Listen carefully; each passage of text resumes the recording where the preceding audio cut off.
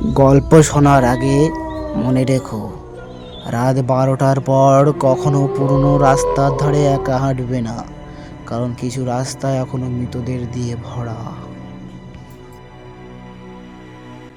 একটা গ্রাম ছিল, নাম করিমপুর। এই গ্রামের রাস্তাটা ছিল যেটা সন্ধ্যার পর কেউ ব্যবহার করতো না।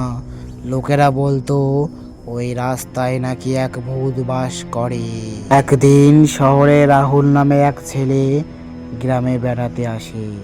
ভূতের গল্প সে বিশ্বাস করতো না। রাহুল যে রাস্তায় লোকেরা যেত না, সেই রাস্তায় রাহুল হাসতে হাসতে চলে যাচ্ছে। হঠাৎ দেখলো সেই ডাইনি রাস্তার মাঝখানে এসে দাঁড়িয়ে আছে। রাহুল কিছু না বুঝতেই ডাইনিটা তার পিছনে এসে দাঁড়িয়ে বলে, চলে যা, না হলে তুই মরবি, চলে যা। রাহুল ভাবে, সত্যি যে তাই, ভূত আছে যে, হে ভগবান। একদিন একটা গ্রামের মানুষ এই রাস্তা দিয়ে যাচ্ছিল। হঠাৎ দেখলো রাহুলের সে এক জোড়া থেকে একটা জুতো পড়ে আছে।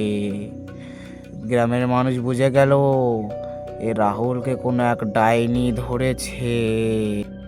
গ্রামের বুড়োরা বলতে লাগলো, জানো, আমাদের গ্রামে আসা সেই ছেলেটা কাল রাতে আর বাড়ি ফেরেনি।